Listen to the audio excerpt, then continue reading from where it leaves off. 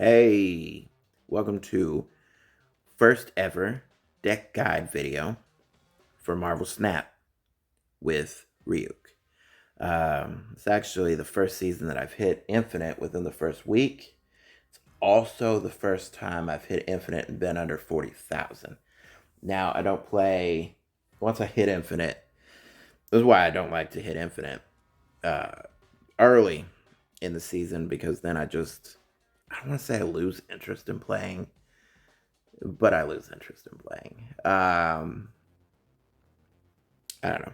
Need something to work for towards, but there's a lot going on this season, so there's no real reason not to hit Infinite first week if you can.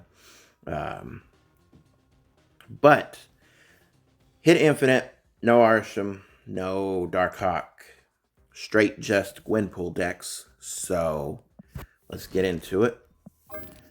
First deck is a Black Panther Nimrod deck. Now, I've been kicking around I actually went from 70, I think it was like 72, 74, something like that, all the way to 93 with a deck that was Taskmaster and She-Hulk with Black Panther and Sebastian Shaw and Fastos, and basically Fastos and Gwen would hit whatever they hit, and then I'd throw down enough power. And it put up work, but then it hard stalled at 90. The problem was She-Hulk. Love the card, but the old strategy is Shuri, skip 5, She-Hulk plus Taskmaster. Works. Um, but then you can't really play anything else. That's 20 power, which used to be good. But now it's like, okay, where does the rest of that power come from? How do you counter when they put down, a couple cards in a lane and then a Red Hulk, what have you? And then with Arsham and Darkhawk, and it just becomes harder and harder for that to work. And also, Gwen was clashing with Shuri. Whole big thing. So, went with this, which I'd started to think, okay, if I remove She-Hulk, what do I replace it with? Because Black Panther needs something else in case he doesn't hit the board or he's not big enough, what have you. And uh, Nimrod came to mind as another one. Basically works the same way as Black Panther. You boost them up and then finish off with their win condition. And remove Taskmaster because he's not really necessary. You're trying to dodge Shang-Chi. And we don't have armor in, so we can't protect ourselves to Taskmaster. So Arnim Zolo just works out better. Plus, you can boost up Black Panther. Even if you boost him up a point, that's 10 he gets to, and then you Arnim Zola that. Now he's 20 in 2 lanes as opposed to, just 10 and then trying to Taskmaster. But the whole goal here basically is Invisible Woman, and then they don't know what you're doing behind Invisible Woman. Now, sometimes it is easily susceptible to Cosmo, but from what I found, people aren't playing Cosmo. And if they are, then they deserve the win, right? That's how tech cards work. You got the tech, you won. So, Howard the Duck is in there because it helps you to know what's coming and what you need to play now. So, Shuri is for Nimrod, and Black Panther is for Wong. And then Gwenpool is just there to just hit stuff. This is more less of a deck that focuses on Gwenpool. Although if they Magic, which a lot of people throw down Magic turn 3, boom, then you Gwenpool into a Shuri or a Wong on 5. Venom is there to obviously eat the Nimrod. Now, a key thing in this deck is Grandmaster. Now, I try and put Grandmaster anywhere I can.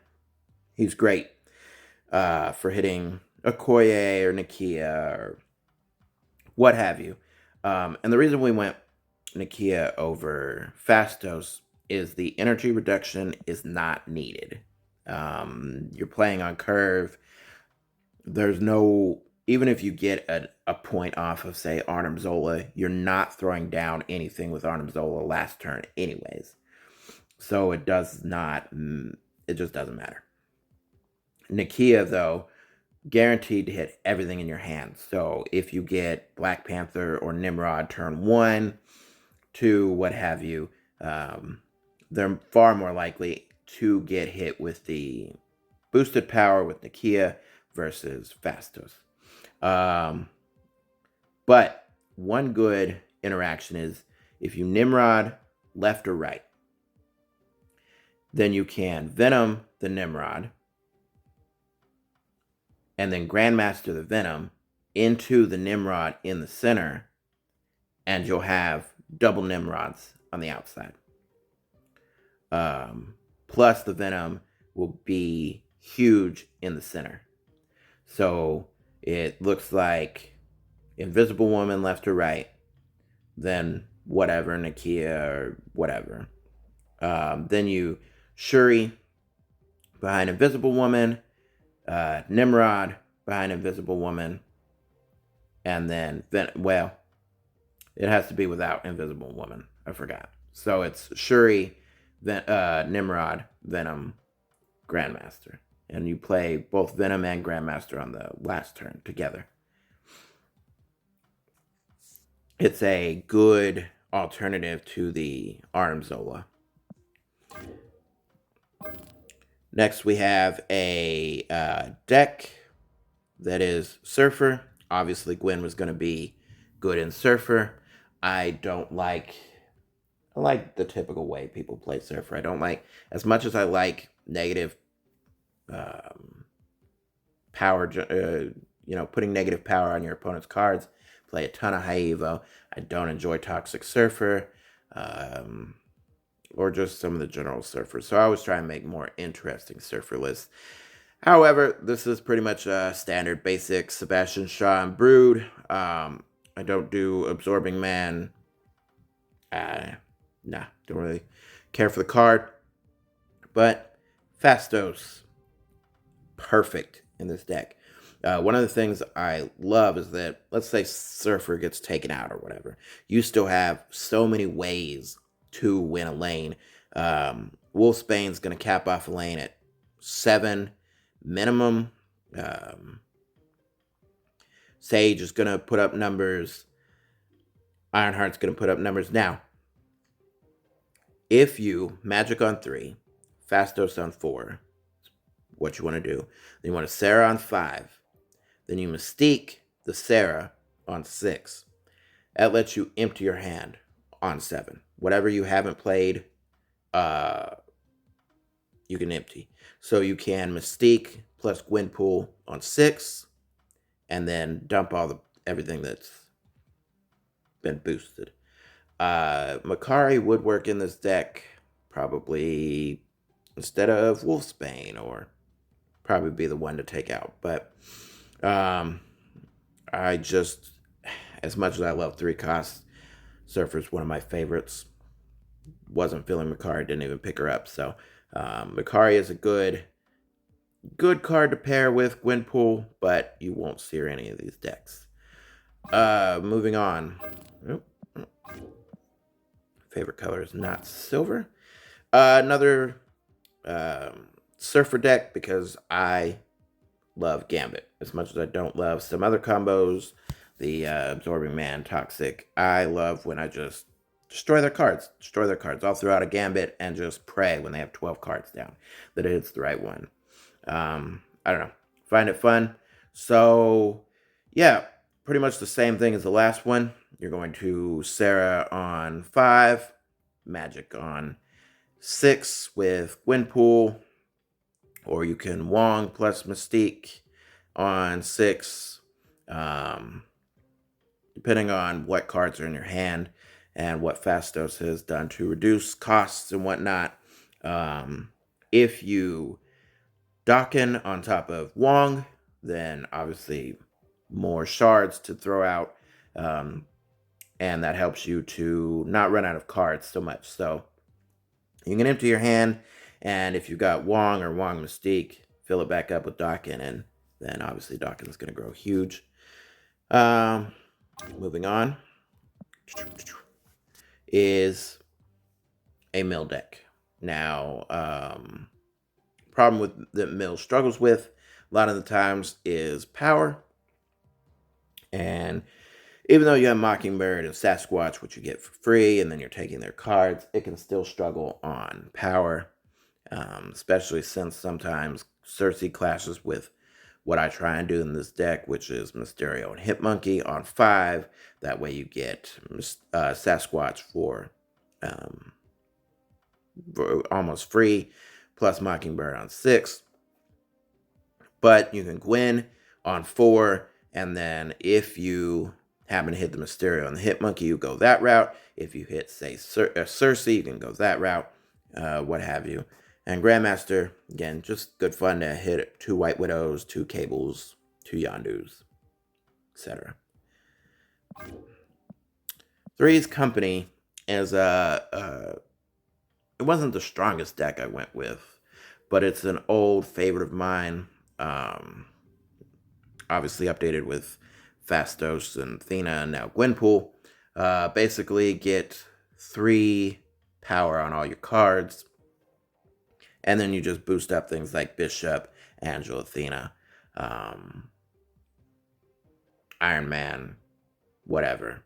Yeah, try and wait to use Bast till it's the most effective.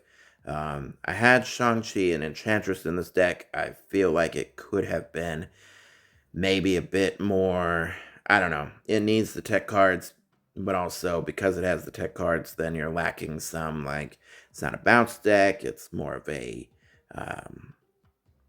try and let everything tick up in power every turn, your Bishops, your Angela, your Athena, Kitty, all that, etc. So, I don't know, it did alright, but it just struggles to win. It's a B tier deck, I'll say. Now, Evo doesn't really struggle with power, but it can always benefit from power, especially on the She-Hulk and the Abomination. Sometimes they just aren't enough to, even though you're taking power away, sometimes they just don't make the power cut themselves. So it runs Fastos and Gwenpool to make things cheaper, boost them up, etc., while the Cyclops and the Scorpion take away power. And then just, your general tick up your Hulk and your Sunspot as much as you can. Skip turn 6, all that goodness. Standard, but with Gwenpool and Fastos. You've seen it. And last one, couldn't have Gwenpool without Deadpool. And if you have Deadpool, gotta have a pretty much classic destroy list. Nothing too fancy. We're not running null or death because it's hard to get enough to make death cheap enough. Now, maybe could throw in death, but since you're skipping destroying things on turn 4, it becomes a big kind of an issue. Now, Angel actually becomes significant in this deck because when you destroy something, Angel will leave your hand, giving you more opportunity to boost up the things that really matter. Even if you boost up Angel, it's never bad to throw down Angel and eat up a boosted Angel or whatever. It'll also leave your deck, letting you draw the thing. It just helps with draw. So between that and X-23 and then destroy something with Yondu, I think Yondu could go out for death, if I'm honest. Maybe even Yondu, take out Yondu and Bucky for, you know what, I'm just going to do it real quick. And then throw in Grandmaster to get that extra destroy, and then I think death. So, something like that. That way, in case you want to do the Venom or the Carnage early, and then move them over onto the Nimrod. Say you do Carnage turn 2, and then drop Nimrod in the center, Venom the Nimrod, or, Deathlock the Nimrod, and then Grandmaster. You'd probably Grandmaster and then Venom the sides or whatever. Work it out. Figure it out. But anyways, those are the decks I took to Infinite in some form or another. Really, I took the 1 to 90 and then just messed around with other decks until I made Infinite. That's it. Right now, I've got a bit of a giveaway going that if I can get every month, if I can build up my following basically across social media, then I'll be giving away a season pass and a gold pass to people who follow. So you can go to my X account or my Discord for details on that, which I'll have linked in the description of the video. So, yeah, leave comments. Tell me what you'd like to see from me in the future. This is my first Marvel Snap video, so more will be to come. Gameplay and more deck guides pretty much for every card every week. Unless, I'm not going to do a Hydra Bob. So it's not going to happen. You know what you can do with Bob. You don't need me to tell you what you can do with Bob. But, yeah. So appreciate the like, the follow, all of that. Till next time.